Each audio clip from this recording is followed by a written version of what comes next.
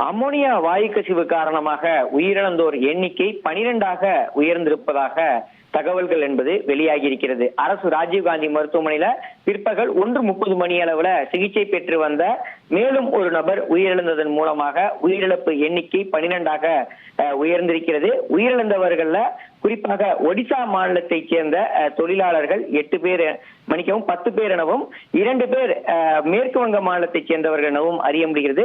இதன் மூலமாக உயிரிழப்பு எண்ணிக்கை 12ஆக உயர்ந்திருக்கிறது.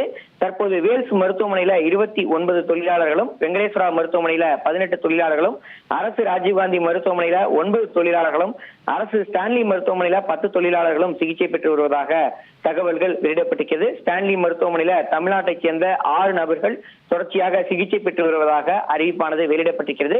தொடர்ந்து மருத்துவ சிகிச்சையில இருப்பவர்கள் எண்ணிக்கை மற்றும் தொடர்ந்து அதிகரித்த வண்ணம் இருக்கிறது. தொடர்ந்து குணமடைபவர்களுடைய எண்ணிக்கை குறைவாகவே இருப்பதன் காரணமாக தீவிர சிகிச்சை பிரிவுல சிகிச்சை பெற்று வரக்கூடிய பலரும் கவலைக்கிடமாக இருப்பதால உயிரிழப்பு என்பது தொடர்ச்சியா அதிகரித்து வருவதை பார்க்க முடிகிறது. உயிரிழந்தவர்களுடைய பட்டியல் என்பது தயாரிக்கப்பட்டு உடனடியாக அடையாளங்கள் என்பது கண்டறியப்பட்டு பாதிக்கப்பட்டவர்களுடைய உறவினர்களை நேரில் வரவழைத்து அவர்களிடம் உடல்களை ஒப்படைக்கக்கூடிய பணிகளும் சுகாதாரத்துறையின் தரப்புல முழுவீச்சில் நடைபெற்று வருவது குறிப்பிடத்தக்கதாக பார்க்கப்படுகிறது.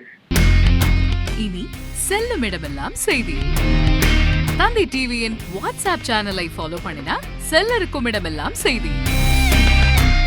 இதோ QR கோட் இப்பவே ஸ்கேன் பண்ணுங்க, ஃபாலோ பண்ணுங்க.